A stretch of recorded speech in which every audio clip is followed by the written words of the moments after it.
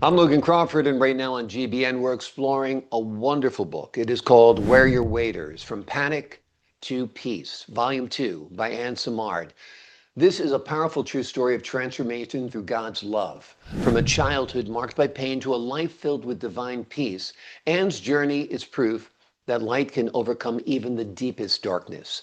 This inspiring book will move you to tears, renew your faith, and remind you that healing and joy are always possible through Christ. We're delighted to have this very talented author join us once again here today, and we ask viewers like you to support authors like her by subscribing to our channel and by purchasing her amazing book. The links are below this interview. And a great thanks to the team at Atticus Publishing for helping us put Anne on TV today. Anne, thanks so much for joining me here once again. Logan, thank you so much for having me. I really appreciate your time. And of course, your great talent. Oh, thank you so much. And right back at you. I appreciate your great talent as well. Let's start with the inspiration for this book. Why did you decide to write it? And tell us a little bit about Volume 2. Actually, this is a revision of Volume 1, which combines things from Volume 2 with it. Okay. Volume 1 and 2 together read as the story of a young woman who struggled through life from the minute she was born and had all kinds of ups and downs. And then it would go into things like my travels throughout Alaska and became a travel guide plus a story. So the point is, what do we want to do? We want to reach people and we want to reach their hearts. And we want to let them know that despite whatever circumstances life may throw at you, there is hope, there is light, and your life can change for the better. So the other books left that message a bit confusing. Yeah. So basically, this is a revision. You've taken volumes 1 and volume 2, turned it into one all-encompassing book that deals more with the hope angle, the faith angle, and as well as your life story, right? Exactly. That's Yeah. exactly what happened, yes. And that, of course, was thanks to Atticus Publishing, who sent an evaluation of the two books. And it's like, you know what? If we need to reach hearts, that's where we need to be. We need not to distract people, but we need to take them to the heart of the matter. Yeah. Yeah. Let's talk a little bit about your journey, where you began and how you got to Alaska, which always to me is a fascinating destination. Well, I grew up in Northeast Pennsylvania in a very poor coal mining town. And at the age of 19, someone dared me to join the Navy. And at that point, the adventure began. I lived all over the United States. And then after spending 15 minutes in California, moved home with my infant son to take care of my mom. She eventually left to live with a sister on the West Coast. And Jesus spoke to me in 2019 and said, I need a prayer warrior in Juneau. I knew that I could not make a lateral move in my career to Juneau because at that point in time, I was a pediatric home care nurse taking care of children who are on ventilators, who were born drug addicted, things like that. And so I kept arguing with God, as often we do. We know what he wants, but we also know what we want. And I was not assured a job here, did not want to move 4,000 miles without any guarantee. And I wasn't trusting the Lord. And then finally, I had enough signs from him that I had to go to Juneau. So I just studied everything I could about it and packed up my Jeep, sold everything in the house or gave it away. Wow. And off I went. And ever since then, it's been even more of a transformation of the woman whose healing has begun. Yeah. And in that, I'm a much more peaceful person. I'm more calm. And I just feel his presence so much more in this glorious place, surrounded by mountains, water, and eagles, bear. I mean, they come right up to the windows. It's fabulous. That sounds fabulous. That sounds really wonderful and a great place to connect with nature and God and all of his creations as well. Had you ever been to Alaska before you made the big move? In 2018, my two sisters and I made a cruise, took a cruise here. And in Juneau, I came over to Douglas Island, which is where I live, and I went on the zip line. I did not do the tourist thing. I was just interested in doing something I couldn't do where I lived. And I fell in love with Sitka, actually. When I got off the ship in Sitka, I said to my sisters, if my company has an office here, I'll see you. I'm getting my bag. I'm done the cruise. I'm here. But God chose Juneau for me. And it's just incredible. Yeah. Yeah, I'm sure it is. Did you continue your work in pediatric nursing when you got to Juneau? I did work for a pediatric healthcare company for a little while. Hmm. And then some things came up in the company that kind of conflicted with my faith. Hmm. And I was put in a position where I just could not work there anymore. So then I went on to family medicine. And now I am running a dental research grant for the company where I was working in family medicine. Very, very interesting. Very interesting indeed. And talk to us a little bit about your life of pain. Um, that's part of the story too. What were some of the hardships that you needed to overcome in your life, and how your faith sustained you during those hard times and brought you to the road to healing? The biggest obstacle was to gain my mother's love Mm. and not live in fear, because I was a child who was always in trouble. Yeah, Even coming home with an A wasn't good enough. It had to be an A plus, or I would at very least be subjected to verbal abuse.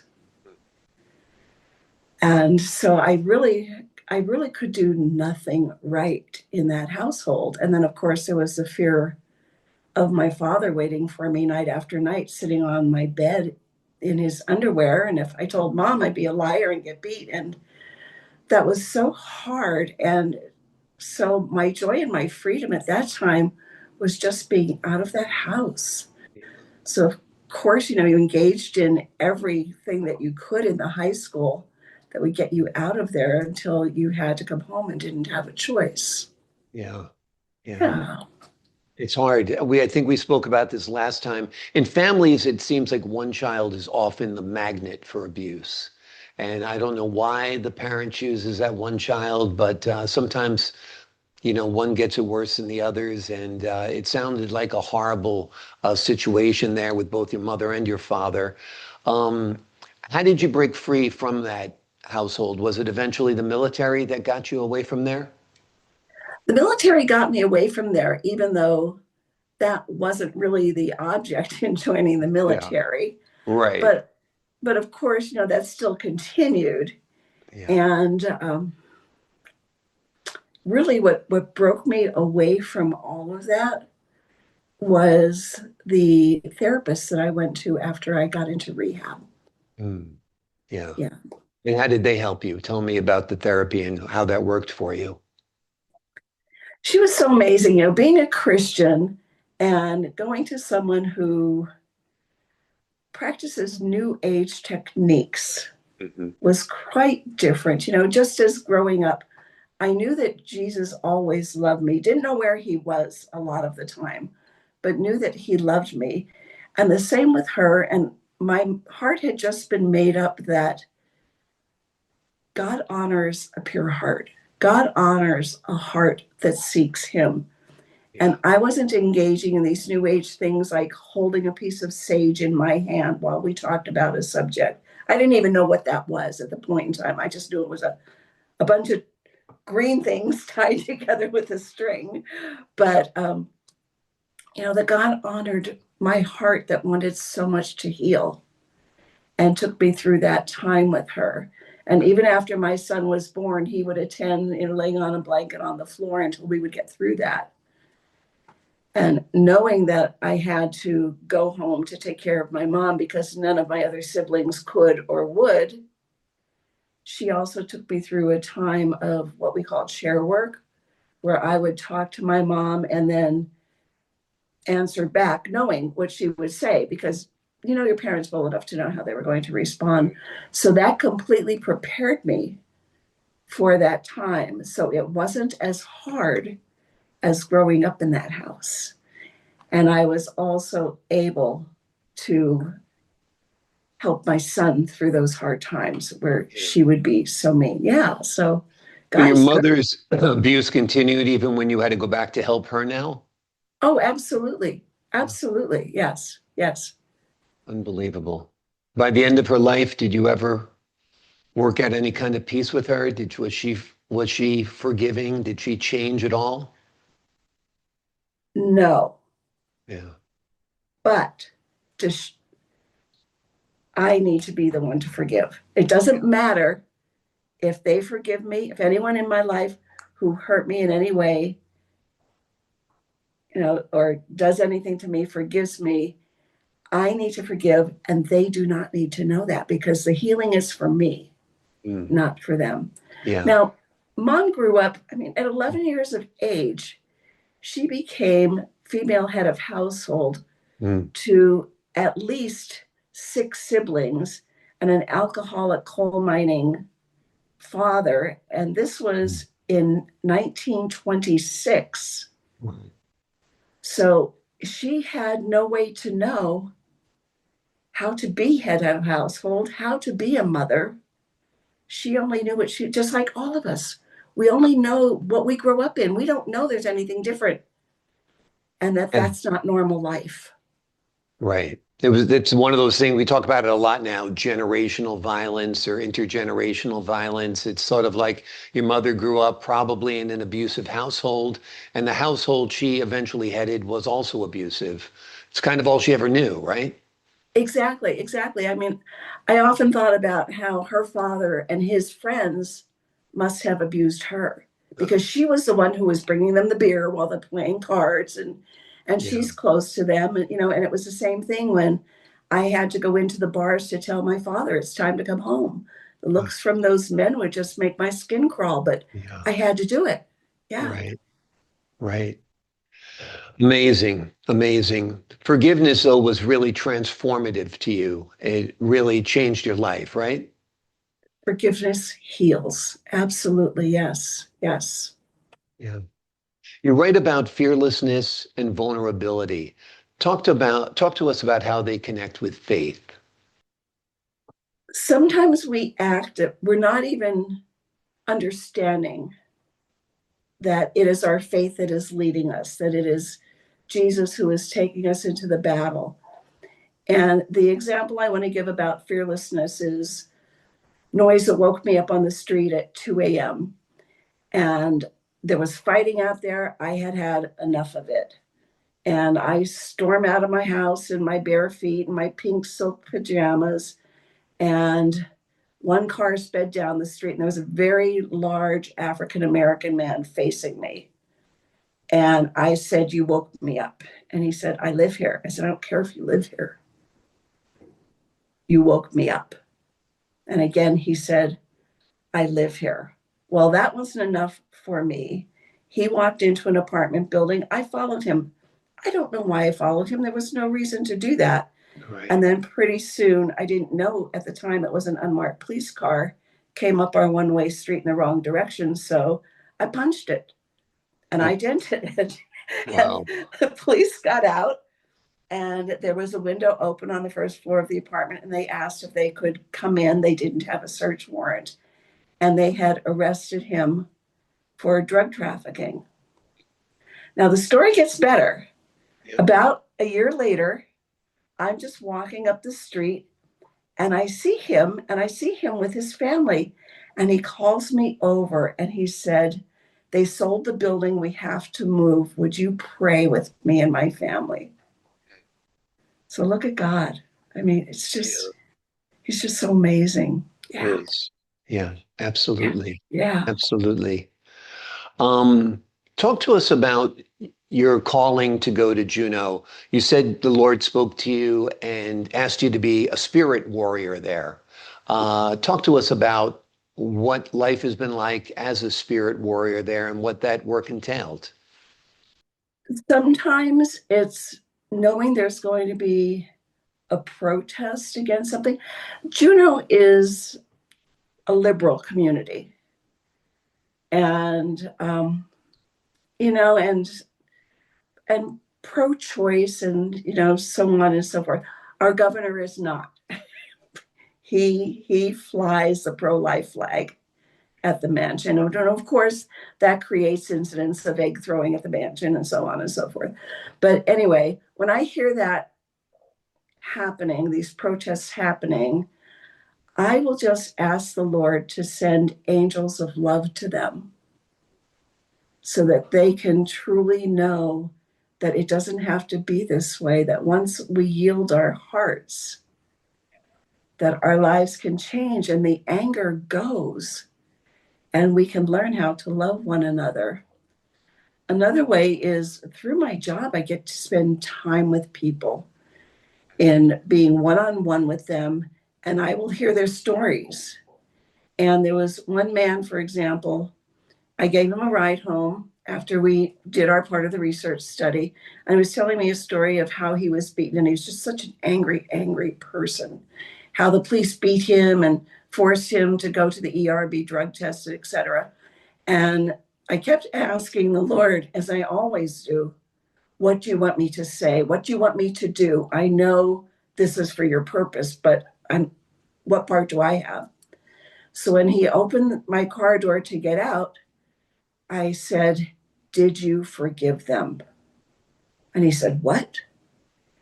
And I said, did you forgive them? You can't begin to heal and lose your anger until you forgive them.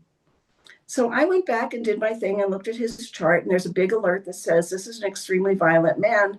Do not provoke him verbally in any way. So there you go. God just has it. And Yeah. I'm not afraid to walk into it because he's there and he'll protect me. Yeah. Yeah. Amazing. Amazing. What would you say to readers who are struggling to believe they're worthy of God's love? Once you get to know who he is, you're not going to find him with a preacher talking to you from a pulpit. You're going to find him when you spend time alone with him, seeking him.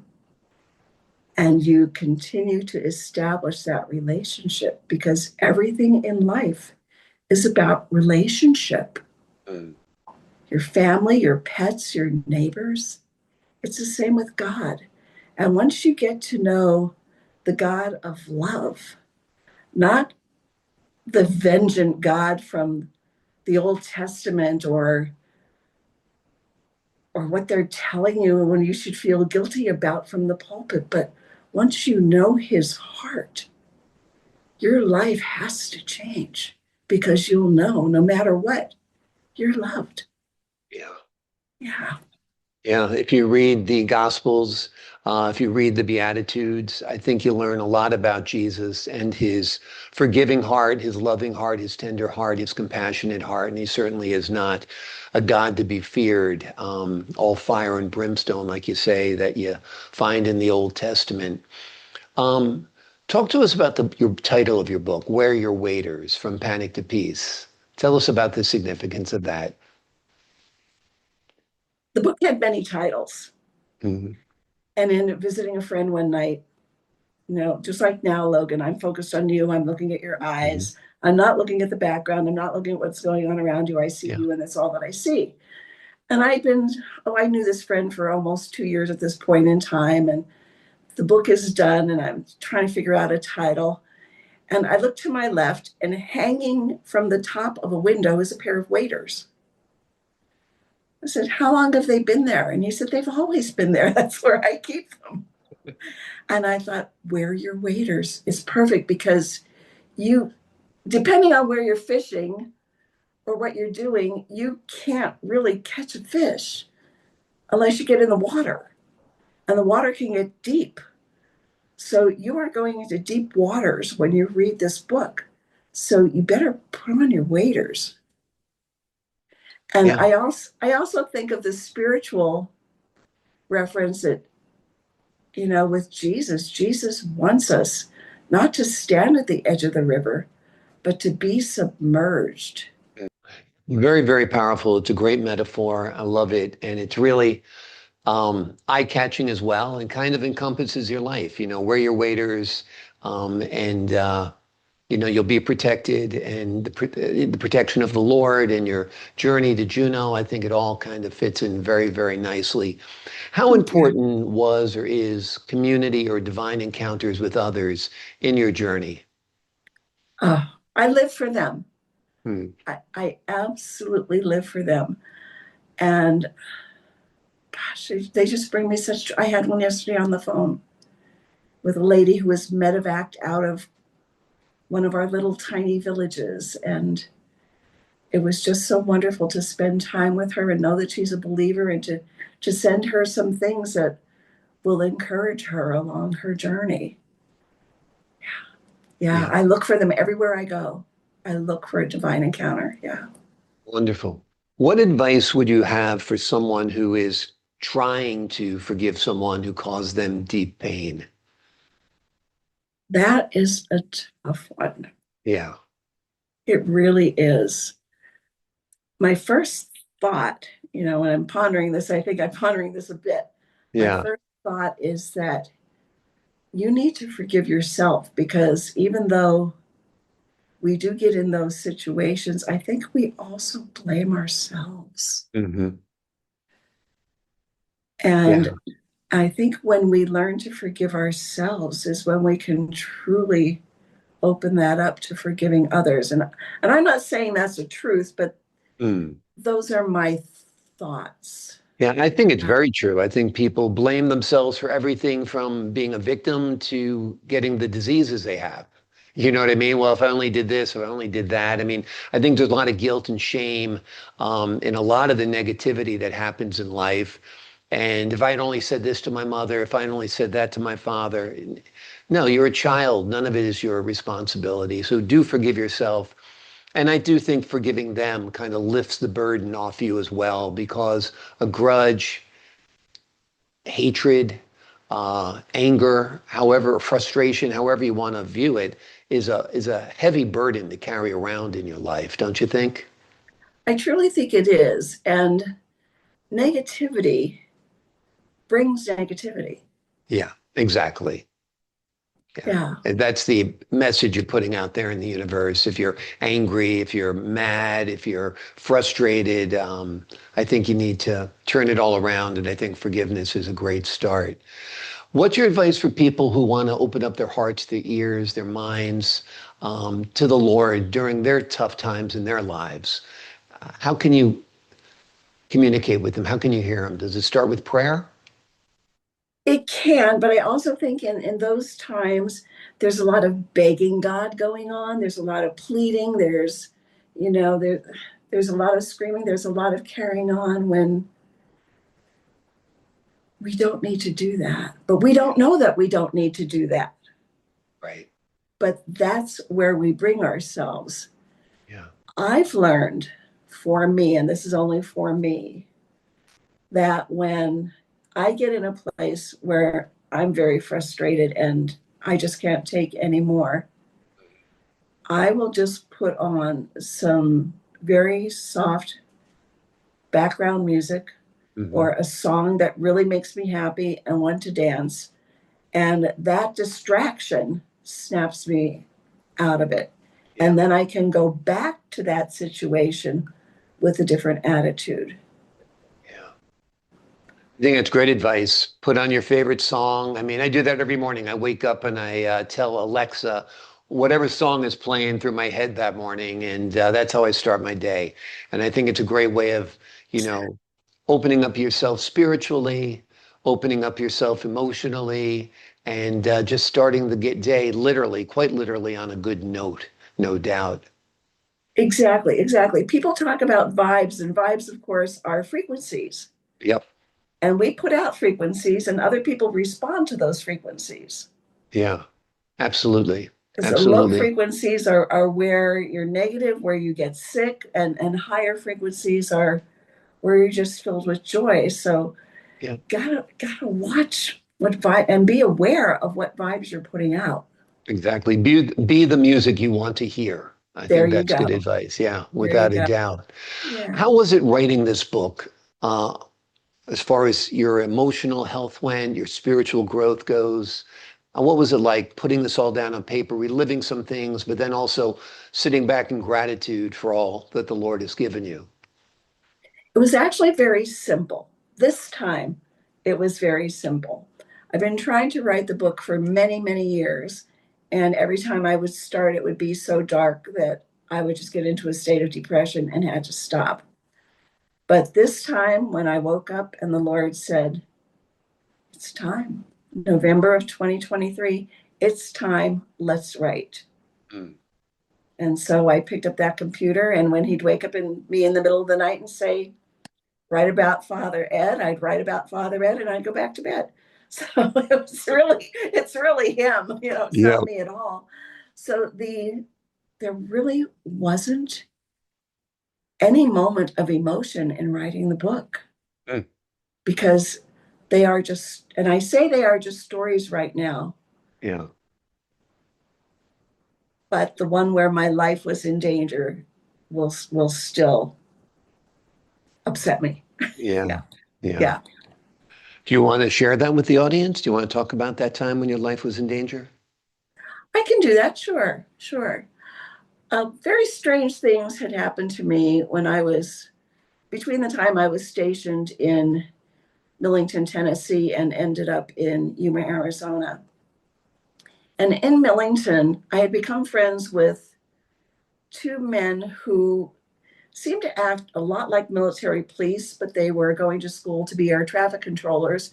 And we hung out together and we studied together. I was there for electronics training at the time. And one day I went out to my car and there was no paint on the hood.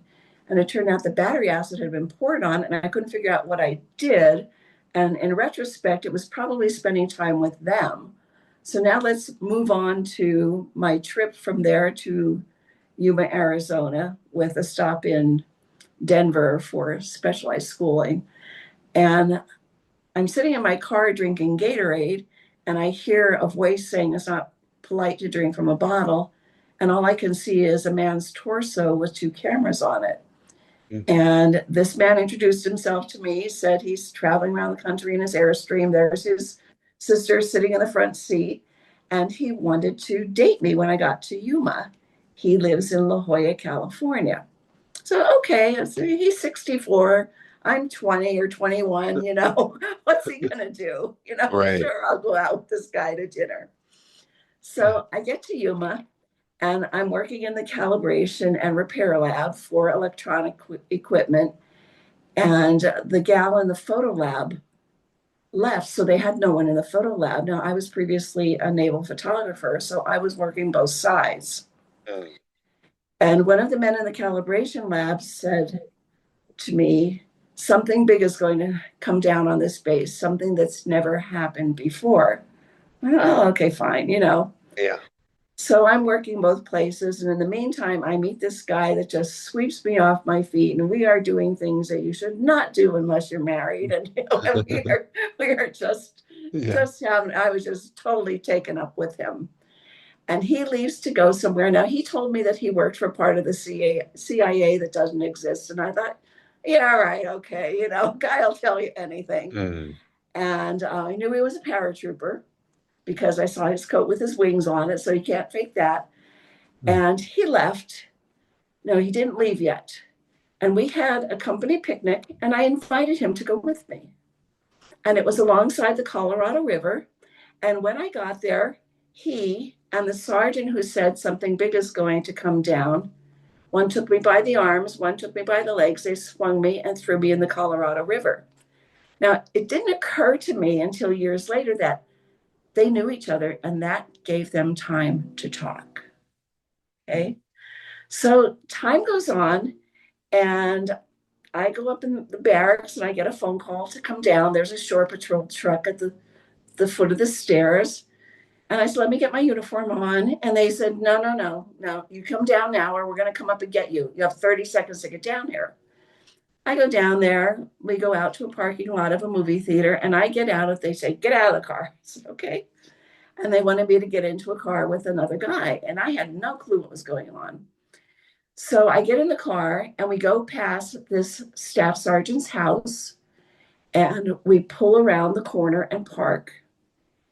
And they said, "Where does he live?" And I said, "This house." And I thought, "Oh, I'm done." Well, I wasn't done. They told me to get out. They didn't have a way in. So they knocked on the sliding glass door and somebody pulled the curtain back. And I'm trying to scream, "Jim, don't open the door. Don't open the door." And Jim opened the door. They did not have a search warrant. So his opening the door let them in. And I got backhanded off the porch. They went in and they made the largest cocaine drug bust in the history of that base. So now, to make matters worse, I have to go back to the Central Intelligence Division, CID, and there's everybody I worked with the day before in handcuffs. So what would you think? Yeah, What exactly would you think? I don't know. Exactly, exactly. So a couple days later, I'm playing racquetball with this huge muscular Marine, and we're coming back to the barracks, and the women's barracks was on the second floor of the men's barracks. So there's a little porch that comes out and goes the whole length of the building. And underneath that porch, just like in a movie, there's a guy in the trench coat with the collar turned up, the fedora down over his Mm. face, standing in the shadows. And he said, "Do you know where I can find Anne Marie Fegley?" And I elbowed this Marine and I looked at him and I said, "Who?" And he said the name again. And I said, "I don't think I know who she is." And I said goodnight to Bob and left. So in about a day or so, I go into work and I get called back to the barracks. "Get your camera, go back to the barracks." So I go up the second set of steps. I was in room 140. This was room 104. And there were bloody fingerprints and handprints everywhere with dimes all over the room. In the 1970s, there was a saying that "you dimed on me." Okay. So now I'm starting to panic and I'm frantic. And I'm trying to convince people I need to get out of here. I go back to the photo lab. I have to blow up pictures of her. Somebody somehow got her ID to me, and it was like looking in a mirror. And I'm like, "Lord, Lord, how could you do this?" I found out that she was a vegetable in Balboa Naval Hospital in San Diego. I can't confirm that, but that's what I Mhm. was told. And then I get a phone call, and it's the guy that I was having that lustful relationship with, Mm. who worked for part of the CIA that doesn't exist. So he says, "Where are you?" And I said, "I'm here in Yuma. Where are you?" And he says, "I'm in Argentina." Mm. He traded guns for that Wow. cocaine. And this was during the time of Ollie North. So people in America know that this was going on. Yeah. Yeah. Amazing. What a Yeah. So story. yeah, so I traveled with an armed guard for a while in the back of a covered pickup truck, and they would go Wow. through the buildings before I would go in for work. And then finally one day the guard yells back to me, and I could see that Marine I played racquetball with in the doorway. I said, "Yeah, let him in." And he was shaking. I mean, he was physically shaking. He said, "They offered me $60,000 to kill you." So now I'm in a panic. "Get me out of here. Get me out of here. Get me out of here." So Amazing. eventually I got orders to the Naval Air Development Center, a very small base in Pennsylvania. Yeah. And the bomb squad went over my car, and I was followed for 250 miles to make sure that I would get out of there alive. Yeah. Good God. Amazing. Yeah. That's like something out of a movie. Well, I did meet a producer for National Geographic and Discovery Channel, and he heard the story. He said, "This could be a great series." Yeah. Yeah. Yeah. It's Yeah. amazing. But Amazing. From Panic to Peace. yeah, Hence the title. The full title of absolutely. the book, folks, is Where Your Waiters From Panic to Peace. It is an amazing book by Ann Simard. It is a heartfelt story of hope, healing, and the power of God's everlasting love. It's a reminder that no matter your past, peace is always possible. And thank you so much for joining me here today. Thank you, Logan, very much. Really appreciate your time and your being with Appreciate. me. What's that? And you're being with me here. Oh, my pleasure. Great Yes. having you on the show. Always a pleasure having you on the show. And I appreciate your wonderful work on this book and the great hope and faith that you've offered to others through the pages of this wonderful book. To the folks at home, I'm Logan Crawford for the Global Book Network. So long for now.